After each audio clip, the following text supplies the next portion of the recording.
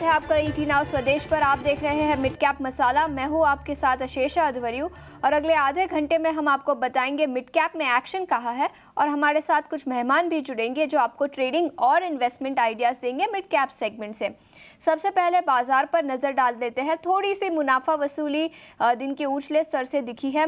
Nifty की बात करें तो करीब 50 अंकों की गिरावट के साथ 25,900 के नीचे निफ्टी अब फिसल चुका है। बैंक निफ्टी की बात करें तो यहाँ पर थोड़ी सी तेजी दिखी है, 50 अंकों की तेजी और 54,000 के ऊपर अब बैंक निफ्टी कारोबार कर रहा है। कुछ गेनर्स की बात करें तो पावर ग्रिड, पावर शेयरों में पिछले कुछ दिनों से तेजी है, आज भी कंटिन्यू होती हुई नजर आई। पावर ग्रिड 2.5% की तेजी के साथ निफ्टी का टॉप गेनर। इसी के साथ एक्सिस बैंक, एनटीपीसी, ग्रासिम इन शेयरों में भी 1 से 3% की तेजी दिखी है। इसी के साथ लूजिंग साइड की बात करें तो एलटीआई माइंट्री 3% की गिरावट के साथ निफ्टी का टॉप लूजर। इसी के साथ टेक महिंद्रा, टाटा कंज्यूमर, टाटा मोटर्स इन शेयरों में भी आज के ट्रेडिंग सेशन में गिरावट दिखी है। लेकिन मेटल शेयरों की बात करते हैं, यहां पर चमक बरकरार है। कल चाइना से पॉजिटिव न्यूज़ फ्लो आया था जहां पर इकोनॉमी को बूस्ट करने के लिए कई सारे मेजर्स लिए हैं उन्होंने। आज भी तेजी कंटिन्यू होती हुई नजर आई। टाटा स्टील में करीब 0.5% की तेजी, नैल्को में तो पिछले 2 दिनों में अच्छी खासी तेजी दिखी है। इसके अलावा एपीएल अपोलो और जिंदल स्टेनलेस में भी अच्छा खासा एक्शन दिखा है। लेकिन लूजिंग साइड पर पीएसयू बैंकिंग शेयरों में कमजोरी है। दूसरे दिन लगातार निफ्टी पीएसयू बैंकिंग इंडेक्स लाल निशान में कारोबार कर रहा है। कुछ स्टॉक्स की बात करें तो Punjab national bank, bank of Maharashtra, bank of Baroda और इंडियन ओवरसीज बैंक इन स्टॉक्स में गिरावट दिखी है। लेकिन मिड कैप सेगमेंट के 3 कौन से बड़े स्टॉक्स हैं जहां पर भरपूर एक्शन देखा है उस पर नजर डाल लेते हैं। सबसे पहले नजर डालेंगे पिरामल फार्मा पर, जहां पर स्टॉक में करीब 5% की तेजी दिखी है। एनालिस्ट मीट की कंपनी ने और एंटी की रिपोर्ट आई है। उनका मानना है कि $2 बिलियन का रेवेन्यू कैलेंडर ईयर 2030 तक कंपनी रिपोर्ट कर पाएगी। सीडीएमओ बिजनेस से नजरिया काफ़ी पॉजिटिव है। जेफरीज ने भी लक्ष्य बढ़ाकर ₹207 प्रति शेयर का कर दिया है, जिसके चलते करीब 5% की तेजी यहां पर दिखी है। इसके अलावा डेल्टा कॉर्प 4% की तेजी के साथ कारोबार। बोर्ड ऑफ डायरेक्टर्स ने डी मर्जर के लिए मंजूरी दे दी है। हॉस्पिटैलिटी और रियल एस्टेट बिजनेस अब डी मर्ज हो जाएंगे। 1:1 के रेशियो में ये डी मर्जर किया जाएगा। इसके अलावा टायर स्टॉक्स पर फोकस करेंगे। अपोलो टायर्स और सीएट दोनों ही स्टॉक्स में 1 से 3% की तेजी। आईआईएफएल ने खरीदारी की राय दी है दोनों स्टॉक्स पर। ₹4,000 प्रति शेयर का लक्ष्य सीएट पर, ₹665 प्रति शेयर का लक्ष्य अपोलो टायर्स पर। उनका मानना है कि मार्जिन्स दूसरी तिमाही में बॉटम आउट हो जाएंगे और 20% का EPS CAGR tyre industry report कर सकती है। तो कई सारे पॉजिटिव्स जिसके चलते अपोलो टायर्स और सीएट में भी आज अच्छा एक्शन दिखा है। लेकिन बाजार पर विस्तार में चर्चा करने के लिए अब हमारे साथ रेलिगेयर ब्रोकिंग के अजित मिश्रा जुड़ चुके हैं। Mishra ji, good afternoon. समय निकालकर ईटी नाउ स्वदेश के साथ जुड़ने के लिए शुक्रिया। सबसे पहले बाजार पर ही राय दीजिए, उसके बाद स्टॉक स्पेसिफिक एक्शन देखेंगे। बैंक निफ्टी में थोड़ी सी मुनाफा वसूली दिखी है, तो इंडेक्स लेवल पर क्या राय रहेगी? नशीशा, देखिए मार्केट में हायर लेवल्स पे थोड़ा सा कंसोलिडेशन होना, कॉज आपने अभी नए माइलस्टोन टेस्ट किए हैं निफ्टी ने, सेंसेक्स ने, तो थोड़ा कंसोलिडेशन होना लाजमी है। और वही कंसोलिडेशन बेसिकली हम देख रहे हैं हायर एंड्स पे, जहाँ पे कि मिक्स ट्रेंड है इंडेक्स मेजर्स में। तो बैंकिंग यहाँ पे अभी भी स्ट्रेंथ बनी हुई है। तो मुझे लगता है कि जस्ट एक नॉर्मल कंसोलिडेशन है और उसको यूटिलाइज करना चाहिए टू मेंटेन लॉन्ग्स और एड लॉन्ग्स। अगर इंडेक्स की प्योरली बात करें, जैसे निफ्टी को अगर आप बाय करना चाहते हैं तो 25,800 का जो जोन है वो काफी अच्छा जोन है टू एंटर फ्रेश। जिनकी एग्जिस्टिंग पोजीशन है उनके लिए वो स्टॉप लॉस है। अब जब नेक्स्ट आप 26,000 को ब्रेक करेंगे, देन फिर एक नई ट्रेजेक्टरी के लिए आप ओपन होंगे करीब 26,500 तक के लिए, जिसमें वी आर एंटिसिपेटिंग कि बैंकिंग, फाइनेंशियल्स लार्जली लीड करने चाहिए, फॉलोड बाय द अदर्स। तो रेट सेंसिटिव बेसिकली फोकस में रहेंगे आने वाले टाइम में भी। और साथ ही साथ हम इम्प्रूवमेंट देख रहे हैं दूसरे सेक्टर्स में भी, जैसे कि मेटल्स ऑफ लेट जहां पे ट्रैक्शन देखने को मिल रहा है। तो सेक्टर स्पेसिफिक, थीम स्पेसिफिक रखिए जब तक कि इंडेक्स में एक ब्रेकआउट नहीं आता है। बिल्कुल, सेक्टर स्पेसिफिक, थीम स्पेसिफिक रहने की सलाह अजित की तरफ से। लेकिन अजित, स्टॉक स्पेसिफिक आइडियाज कौन से रहेंगे स्पेशली मिड कैप सेगमेंट से? जी बिल्कुल। तो देखिए यहाँ पे जैसे रियलिटी काउंटर्स, यहाँ पे भी एक स्ट्रॉन्ग ट्रैक्शन देखने को मिला हाल फिलहाल में। अभी थोड़ा सा पॉज देखने को मिल रहा है। मेरे हिसाब से ये पॉज एक बाइंग अपॉर्चुनिटी है। With in the reality basket Oberoi reality जो कि अपने रिकॉर्ड हाइस के पास ऑलमोस्ट पहुंच चुका है। मुझे लगता है कि यहाँ से ये कंटिन्यू करेगा अपना जो ट्रेंड है, और करीब-करीब 1975 तक के लेवल्स आपको देखने को मिल सकते हैं। तो यहाँ पे आप लॉन्ग बनाइए 1878 के स्टॉप लॉस के साथ। दूसरा नाम होगा from the banking space, federal bank का। यहाँ पे देखिए कुछ टाइम से एक अंडर परफॉर्मेंस चल रही थी, एक काफी टाइट रेंज में कंसोलिडेट कर रहा था, अब वहां से एक रिकवरी के साइनेज बन रहे हैं। तो यहाँ पे मुझे लगता है कि रिकवरी स्ट्रेंथन होगी और 197 एक इमीडिएट टारगेट होगा इसके लिए। तो इसको भी आप लॉन्ग कर सकते हैं 188 के स्टॉप लॉस के साथ। तो ओबेरॉय रियल्टी और फेडरल बैंक दोनों ही स्टॉक्स पर खरीदारी की राय। इस बीच टायर स्टॉक्स पर नजर डाल लेते हैं। अभी अभी हमने सीएट और अपोलो टायर्स की बात की, जहां पर आईआईएफएल की रिपोर्ट आई है, जिसके चलते दोनों ही स्टॉक्स में एक्शन दिखा है। अपोलो टायर्स में करीब 3% की तेज़ी और 1.5% की तेज़ी सीएट में भी दिखी है। तो दोनों स्टॉक्स में अच्छा एक्शन, और आईआईएफएल का मानना है कि लॉन्ग टर्म का नज़रिया काफ़ी पॉजिटिव है टायर इंडस्ट्री पर। अजित, आपसे पूछना चाहूँगी, सीएट और अपोलो टायर्स चार्ट्स पर देखें तो क्या राय होगी? बिल्कुल शीर्षक देखिए, एज अ डिस्क्लोजर ये अपोलो टायर्स हमने अपने क्लाइंट्स को भी रिकमेंड कर रखा है सिंस मॉर्निंग, और हमारा पॉजिटिव आउटलुक है, करीब 560-65 तक के लेवल्स एंटिसिपेटेड है। यहाँ पे आप 530 के स्टॉप लॉस के साथ बने रह सकते हैं, फ्रेश पोजीशन भी बना सकते हैं। अब थोड़ा सा रिस्क रिवॉर्ड 1:1 का रह गया है। वहीं पे सीएट की अगर बात करें तो यहाँ पे भी देखिए स्ट्रॉन्ग ट्रैक्शन देखने को मिल रहा है। ऑलमोस्ट करीब 8 महीने की कंसोलिडेशन वो एंड होती हुई दिख रही है। आज के सेशन में थोड़ा सा हायर लेवल प्रॉफिट टेकिंग जरूर है, क्योंकि नॉर्मल है कि जब आप नए हाई बनाते हैं थोड़ा बहुत कंसोलिडेट करते हैं, तो शायद ये आपको थोड़ा कंसोलिडेट करता हुआ नजर आ जाए नियर टर्म में। तो यहाँ पे आप एक्यूमुलेशन के बारे में सोचिए, एग्रेसिव लॉन्ग्स नहीं। तो 3000 से लेकर 2950 का जोन है, इसमें आप एक्यूमुलेट करिए। 2800 का एक स्टॉप लॉस रखिए और पोजिशनली करीब 3400-3500 तक के टारगेट्स के लिए आप सीएट को होल्ड कर सकते हैं। बिल्कुल, तो ये राय है अपोलो टायर्स पर। इस बीच कुछ और सेक्टर्स पर नज़र डाल लेते हैं। पीएसयू बैंकिंग स्टॉक्स में 2 दिन से लगातार गिरावट दिखी है। सबसे बड़ा सेक्टोरल लूजर भी है आज के ट्रेडिंग सेशन में Punjab national bank, Indian overseas bank, bank of Maharashtra, bank of Baroda, सभी स्टॉक्स में आज के ट्रेडिंग सेशन में गिरावट दिखी है। अजित, क्या राय होगी? स्पेशली पंजाब नेशनल बैंक पर अपनी राय दीजिए। 3% की गिरावट, और बैंक ऑफ महाराष्ट्र सोमवार के ट्रेडिंग सेशन में शानदार 7 से 8% की तेज़ी दिखी थी, लेकिन कल और आज दोनों ही दिनों में करीब 2-2% की गिरावट है। पीएसयू बैंकिंग स्टॉक्स पर आपकी राय?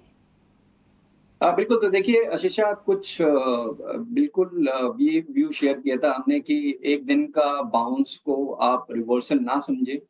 PSU as a pack struggle कर रहा है, काफी टाइम हो गया है, ऑलमोस्ट करीब 2-2.5 महीने से हम देख रहे हैं कि एक ग्रेजुअल डिक्लाइन अक्रॉस सेक्टर देखने को मिल रहा है, जिसमें पीएसयू बैंक्स में भी प्रेशर देखने को मिला है।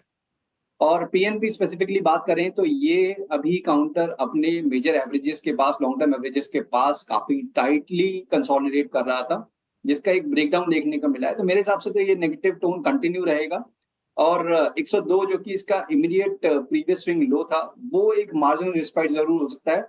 वो ब्रेक होने के बाद ये प्रेशर है और एक्सटेंड हो सकता है करीब 95-93 तक के लेवल्स के लिए। तो अगर आपके पास कोई भी एग्जिस्टिंग पोजीशन है, 102 का स्टॉप लॉस मेंटेन करिए और यूटिलाइज करिए। कोई भी रिकवरी 110-115 के बीच में आती है आपको एग्जिट करने के लिए। बिल्कुल, 110-115 तक के लेवल्स आते हैं तो बेच देने की सलाह पंजाब नेशनल बैंक पर रहेगी। लेकिन इस बीच जिनय अब हमारे साथ जुड़ चुके हैं, जो हमें बताएंगे खबरों के दम पर कौन से स्टॉक मिड कैप सेगमेंट में फोकस में है, और इसी के साथ मिड कैप गेनर्स और लूजर्स की लिस्ट लेकर भी जिनय हमारे साथ जुड़ चुके हैं। जिनय, बताएं। जी, तो खबरों के दम पे देखें तो पहला जो स्टॉक फोकस में रहेगा वो होगा ज़ोमैटो।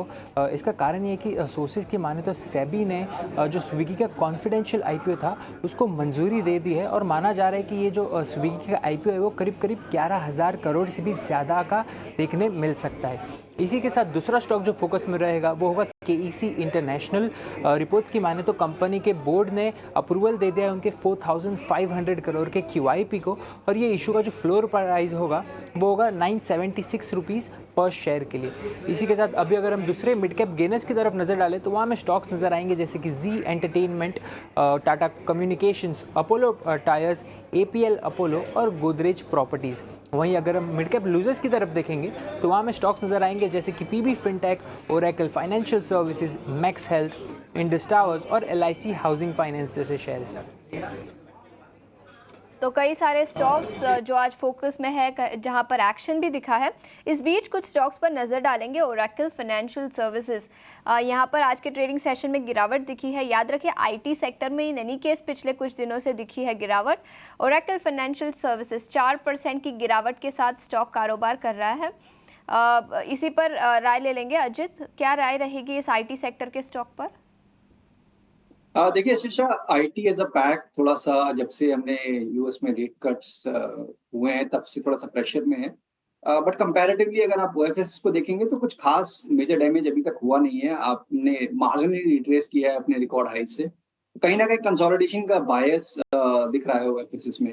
तो मुझे लगता है शायद ये कंसोलिडेशन थोड़ा और एक्सटेंड हो सकता है। उस केस में आप करीब करीब 10,500 600 तक के लेवल्स भी देख सकते हैं इसमें। तो अगर बिल्कुल शॉर्ट टर्म का व्यू है तो मेरे हिसाब से यहाँ पे आपको एक बार को पोजीशन को रिड्यूस कर लेना चाहिए। बिकॉज लार्जली या तो ये कंसोलिडेट करेगा या फिर डिक्लाइन आएगा, तो कोई एक मेजर अप मूव की इंडिकेशंस बहुत कम है।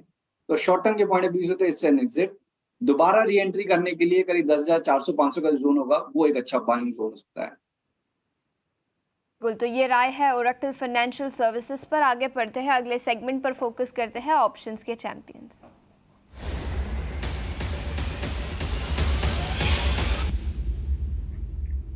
और इस घंटे के ऑप्शंस के चैंपियंस बताने के लिए हमारे साथ एंजल वन के ओशो कृष्णन जुड़ चुके हैं। Osho, good afternoon. बताएं स्टॉक स्पेसिफिक आइडियाज कौन से रहेंगे? Very good afternoon. आज का जो ऑप्शन में काफी स्ट्रांग मूवमेंट एक्सपेक्टेड है वो एमजीएल पे है। एमजीएल में अगर हम देखें तो पिछले कई दिनों से स्ट्रांगली कंसोलिडेट कर रहा है 1900 के ऊपर, एंड आज काफी डिसेंट बाइंग ट्रैक्शन देखने को मिली है वॉल्यूम के साथ, एंड अभी भी हायर लेवल्स पे सस्टेनेंस है।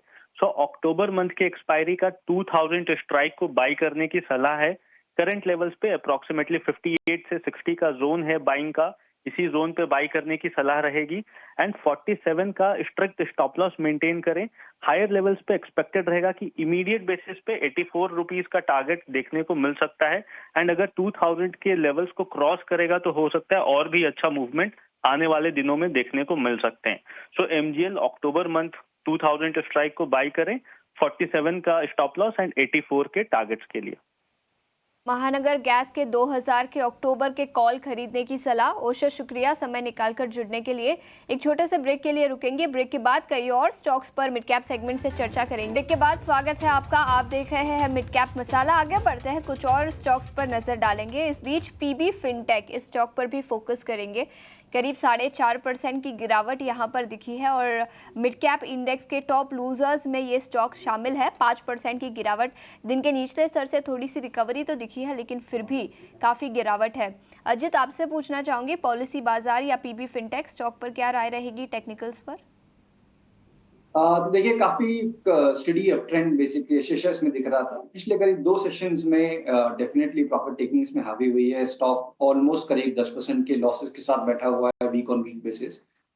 एक करेक्टिव फेज में कहूंगा कि जब आप एक स्ट्रॉन्ग अप ट्रेंड देख लेते हैं उसके बाद एक प्रॉफिट टेकिंग का फेज आता है, तो उस तरीके का फेज ही इंडिकेशन है। ये प्रॉफिट टेकिंग और एक्सटेंड हो सकती है अगर स्टॉक ने 1680 के नीचे ब्रेक करके क्लोज कर दिया तो। जैसे कि आज आप 1685 का लो बना के रिकवरी देख रहे हैं, 1680 आपका स्टॉप लॉस होना चाहिए अगर आपके पास कोई भी पोजीशन है तो। और फ्रेश बाइंग के लिए मेरे हिसाब से अभी आपको टाइम मिलेगा, बिकॉज अब at least for a time being stock को कंसोलिडेट करना चाहिए, एक रेंज में रहना चाहिए जहां पे कि अपर बैंड होगा करीब 1830-1850 का। तो 1850 से लेकर 1650 ये एक रेंज बेसिकली आप मान के चलिए कि स्टॉक में रहेगी कुछ टाइम तक। बिल्कुल, तो ये राय है पीबी फिनटेक पर। आगे बढ़ते हैं और अब जेबी केमिकल्स पर फोकस करते हैं। जेबी केमिकल्स में केकेआर का 54% हिस्सा बेचने की डील टूटने के आसार पर है। सूत्रों के मुताबिक तीनों संभावित खरीदार टोरेंट फार्मा, इक्यूटी और एल्केम लैब्स हाथ खींच सकते हैं। पूरी डिटेल्स और पूरी जानकारी के साथ मेरे सहयोगी अनुराग जोशी अब हमारे साथ जुड़ चुके हैं। अनुराग, बताएं क्या डिटेल्स है आपके पास? जेबी केमिकल्स के स्टॉक में गिरावट भी दिखी है। भारत के फार्मा सेक्टर की सबसे बड़ी और अहम M&A डील टूटने के कगार पर है। सूत्रों ने ET Now स्वदेश को बताया है कि जेबी केमिकल्स, जिसमें अमेरिकी प्राइवेट इक्विटी कंपनी KKR का 54% भागीदारी है, यह डील अभी टूटने के कगार पर है। और KKR अभी हाल ही में कुछ खरीदारों के साथ डील को आगे बढ़ाने के लिए बातचीत कर रहे थे कि केकेआर का यह मकसद था कि वह अपना जो भागीदारी है वह ये कंपनी में बेचना चाहते हैं। और ये बातचीत टोरेंट फार्मा, एक और पी कंपनी इक्विटी और हाल ही में एल्केम लैब्स के साथ हो रही थी। और अभी भारी मतभेद आए हैं, हमारे सूत्रों ने बताया है वैल्यूएशन को लेके, जिसके वजह से ये डील टूट सकती है। इक्विटी ने जो अपना इंटरेस्ट था ये डील में वह वापस ले लिया है और टोरेंट फार्मा और एल्केम लैब्स भी अभी आगे ये डील में नहीं बढ़ सकते हैं, ये हमारे सूत्रों ने बताया है। 2020 में कोविड-19 के दौरान केकेआर ने इस कंपनी में 65% भागीदारी ली थी और ये डील के चलते टोरेंट फार्मा ने कुछ बैंकों के साथ बातचीत करना भी शुरू कर दिया था। अभी जो अगर हम इक्विटी वैल्यू अगर माना जाए ये ट्रांजैक्शन का, तो जो केकेआर की जेबी केमिकल्स में जो वैल्यू है वह करीबन $2 बिलियन है। और अगर हम ये ओपन ऑफर के साथ पूरी वैल्यूएशन, पूरी एक्विजिशन कॉस्ट देखें तो वो करीब $3 बिलियन आंकी गई है। डिटेल्स के साथ हमारे साथ जुड़ने के लिए शुक्रिया। और स्टॉक में करीब 2.5 से 3% की गिरावट इस ईटी नाउ स्वदेश एक्सक्लूसिव के दम पर भी दिखी है। अजित, स्टॉक पर क्या राय रहेगी टेक्निकल्स पर, जेबी केमिकल्स? देखिए आशीषा, एक काफी स्टडी परफॉर्मर रहा है ये, और अभी भी आप कहेंगे तो रिकॉर्ड हाइस के पास ही आप कहीं कंसोलिडेट करता हुआ करीब 1850 से लेकर 2000 तक की रेंज। तो अगर किसी के पास पोजीशंस हैं वो अभी भी बने रह सकते हैं। जब तक कि आप 1850 के ऊपर क्लोज कर रहे हैं तब तक पॉसिबिलिटी है कि दोबारा से एक अटेम्प्ट हो, स्टॉक दोबारा से 2000-2050 तक के लेवल दिखाए। बट अगर वो ब्रेक हुआ तो फिर एक जो काफी लंबा एक स्टडी अपट्रेंड दिख रहा है उसको एक डेंट होगा, जो कि स्टॉक को करीब 1750 तक के लेवल्स ला सकता है। तो 1850 बेसिकली आपका मेकअप ब्रेक लेवल है। जब तक आप उसके ऊपर हैं तब तक बने रहेंगे। बिल्कुल, तो बने रहने की सलाह जेबी केमिकल्स पर। ईटी नाउ स्वदेश की एक्सक्लूसिव खबर के चलते स्टॉक में गिरावट भी दिखी है। इस बीच जोमेटो के स्टॉक पर भी फोकस करेंगे। सूत्रों के हवालों से खबर मिली है कि स्विगी का आईपीओ जल्द ही आ सकता है। करीब 11,000 करोड़ का आईपीओ होगा जो नवंबर में दलाल स्ट्रीट पर आएगा। जोमेटो का स्टॉक इसके चलते फोकस में है। इनफैक्ट पिछले कुछ दिनों से बात करें तो स्टॉक करीब 300 के आसपास भी चल चुका था। अजित, क्या राय रहेगी टेक्निकल्स पर? जोमेटो पर कई सारे रिटेल निवेशकों को इस स्टॉक में इंटरेस्ट होता है। बिल्कुल, तो देखिए काफी स्ट्रॉन्ग ट्रैक्शन देखने को मिला है जोमेटो में पिछले करीब 1-1.5 साल में, और स्टॉक अपने रिकॉर्ड हाइस पे है। बीच बीच में थोड़ा प्रॉफिट टेकिंग होना नॉर्मल है, तो वही उस तरीके का ट्रेंड बेसिकली हमें देखने को मिल रहा है पिछले करीब 2 सेशंस में। बट जो कंसोलिडेशन जिसका एक ब्रेकआउट हुआ था ऑफ लेट, वहां पे आप नेकलाइन एरिया के पास दोबारा से पहुंच गए हैं। तो बेसिकली पॉसिबिलिटी ये है कि आप कहीं ना कहीं दोबारा से कंसोलिडेशन देखेंगे before the next leg of the up move. तो अगर आपके पास पोजीशंस हैं आप बने रह सकते हैं। अभी भी मेरे हिसाब से 278 ये आपका स्टॉप लॉस रहेगा किसी भी लॉन्ग पोजीशन में, और ऊपर पे करीब 300-305 ये आपके टारगेट जोन होंगे। बिल्कुल, ये राय है जोमेटो पर। आगे बढ़ते हैं, अगले सेगमेंट पर फोकस करते हैं, मिड कैप के महारथी।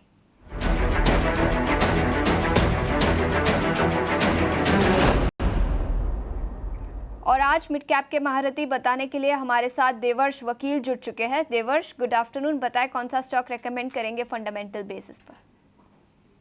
तो सीमेंट एज अ सेक्टर पे हमें हमारा व्यू बुलिश है, और ईस्टर्न इंडिया की कंपनी है स्टार सीमेंट, वो लीडिंग सीमेंट कंपनी है नॉर्थ ईस्ट में, वो हमें पसंद है।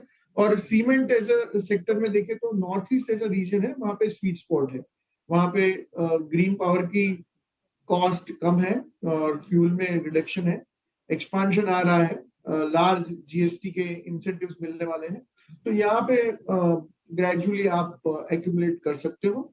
बाकी ओवरऑल जो मेरा कॉल है वो है कि सीमेंट में महारथी कंपनी जैसे ग्रासिम है जो अल्ट्राटेक की ओनर्स है, वहां पे भी आप लॉन्ग टर्म के लिए इन्वेस्ट कर सकते हो। तो सीमेंट एज अ इंडस्ट्री अभी थोड़ा डाउनटर्न में है, करेक्शन है, तो आप इस इंडस्ट्री पे ध्यान रखें, वहां पे निवेश की अच्छी।